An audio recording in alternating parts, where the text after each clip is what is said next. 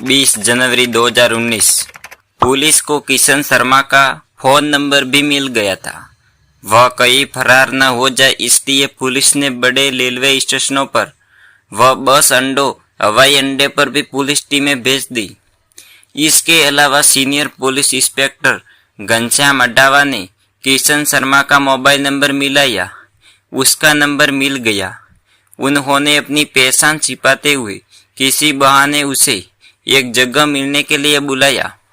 उसने आने के लिए हाँ कर दी तो वहाँ पुलिस की टीम भी थी।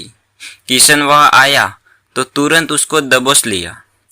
तो वेलकम एक और न्यू केस में, जो कि मुंबई का एक इलावा विरार। 20 जनवरी 2019 अगर आपको किसी चीज की बदबू आए तो आप क्या करते हो? ठीक ऐसा ही सोसाइटी के लोगों ने किया। 2 से 3 दिन तक लगातार सोसाइटी के लोग नाक बंद करके चले जाते हैं। लोगों को तेज बदबू आने लगती है तो अगले दिन सोसाइटी के लोग इधर इधर देखते हैं तो कुछ भी नहीं मिलता। तभी वह खड़े कुछ लोगों ने कहा कि कहीं कोई पाइप फटी होगी, तो तुरंत सोसाइटी के 2 सफाई कर्मचारियों ने चेक करने के लिए भेज दिए। ऐसे तो सोसाइटी बड़ी थी तो लोगों ने कहा कि ये जो 7 फ्लैट है इनमें से बदबू आ रही है। सफाई कर्मचारी को पाइप चेक की तो अंदर से मांस मिलने लगा और साफ करने लगे तो उनमें से हाथों की अंगुलियां भी मिली।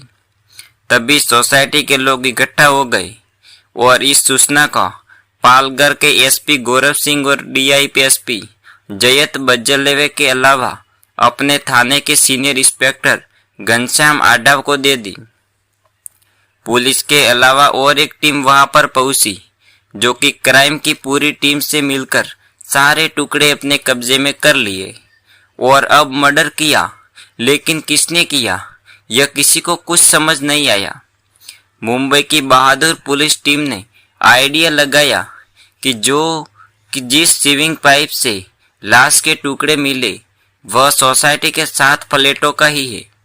पुलिस जैसे ही कमरा 602 में पहुंची तो वहां उसका दरवाजा लॉक था।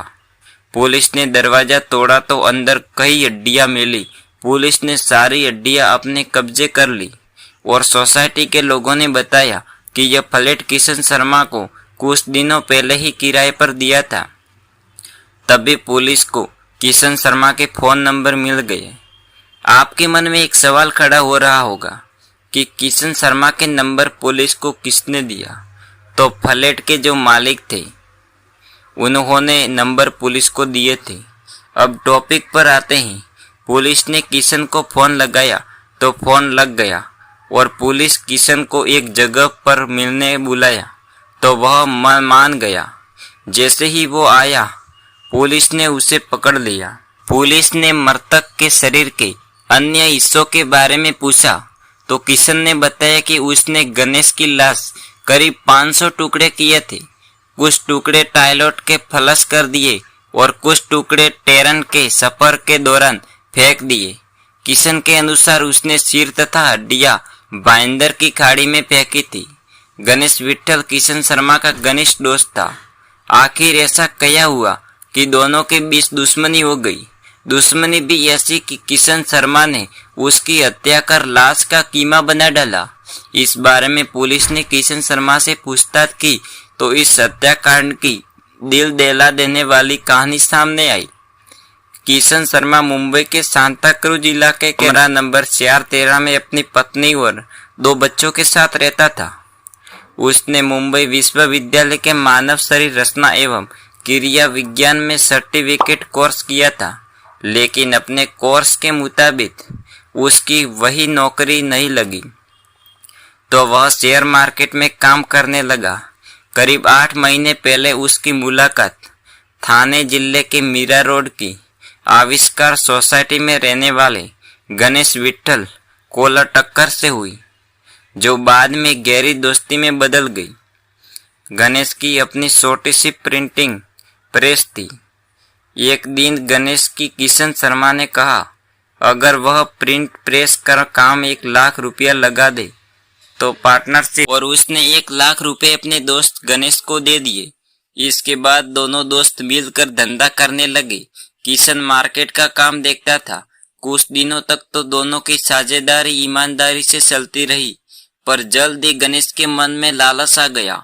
वह हिसाब में हेराफेरी करने लगा।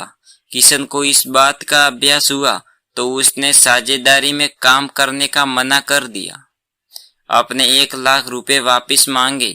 काफी कहने के बाद गणेश उसने 40,000 रुपए वापस दे दिए, लेकिन 60,000 रुपए वह लौटाने का नाम ही नहीं ले रहा था। इस बारे में किशन ने उससे बात की तो गणेश साफ कह दिया कि अभी उसके पास पैसे नहीं हैं। पहले वह शादी करेगा, इसके बाद पैसों की व्यवस्था हो जाएगी। गणेश की यह बात किशन को बहुत बुरी लगी। वह समझ गया कि किशन के पास पैसे तो हैं, लेकिन वह देना नहीं चाहता। उसने दोस्त को सबक सिखाने की ठान ली। उसने तय कर लिया कि वह गणेश को ठिकाने लगाएगा। योजना बनाने के बाद उसने विरार क्षेत्र की पैराडाइज सोसाइटी के फ्लैट नंबर 602 किराए पर ले लिया। वह फ्लैट पूनम टपरिया के नाम एक महिला का था। किशन कभी कभी अकेला ही उस फ्लैट में सोने के लिए चला जाता था। योजना के अनुसार 16 जनवरी 2019 को किशन शर्मा अपने दोस्त गणेश विट्ठल कोलटक्कर को लेकर पैराडाइज सोसाइटी के फ्लैट में आ गया। फ्लैट में घुसते ही किशन ने उसे अपने 60,000 रुपए मांगे। इसी बात पर दोनों के बीच झगड़ा हो गया। झगड़े के दौरान किशन ने कमरे में रखा डंडा गणेश के सिर पर मारा। एक ही प्रहार में गणेश का फर्श पर गिर गया। कुछ ही देर की उसकी मौत हो गई। गणेश की मौत हो जाने के बाद किशन के सामने सबसे बड़ी समस्या उसकी लाश ठिकाने लगाने, जिससे लाश के छोटे छोटे टुकड़े काट कर उन्हें ठिकाने लगाने का तरीका बताया गया था। यह तरीका उसे आसान भी लगा, क्योंकि वह मानव शरीर की रचना क्रिया विज्ञान की पढ़ाई कर चुका था। इसलिए देशधार से चाकू की जरूरत थी। किशन शर्मा सांता क्रूज इलाके के एक दुकान से बड़ा सा चाकू और चाकू को तेज करने वाला पत्थर खरीद लाया। फ्लैट पर पहुंचकर किशन शर्मा ने सबसे पहले गणेश विट्ठल को लाश का सिर धड़ से अलग कर उसे एक पॉलीथीन में रख लिया। इसके बाद उसने लाश के 500 से अधिक टुकड़े कर दिए। शरीर की हड्डियों और पसलियों को उसे न तोड़कर अलग अलग कर दिया। वह मांस के टुकड़ों को टॉयलेट की फ्लश में डालकर रहा। सिर और हड्डियां उसने बाइंदर की खाड़ी में फेंक दी। कुछ हड्डियां उसने पॉलीथीन की थैली में भरकर ट्रेन के सफर दौरान रास्ते में फेंक दी।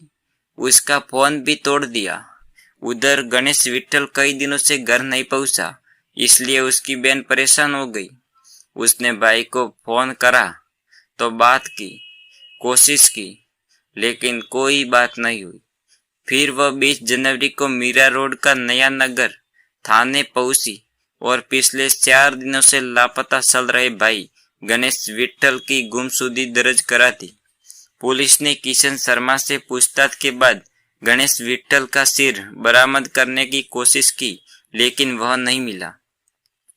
जरूरी सबूत जुटाने के बाद हत्यारोपी किशन शर्मा को न्यायालय में पेश कर जेल भेज दिया। पुलिस मामले की तसल्ली कर रही है।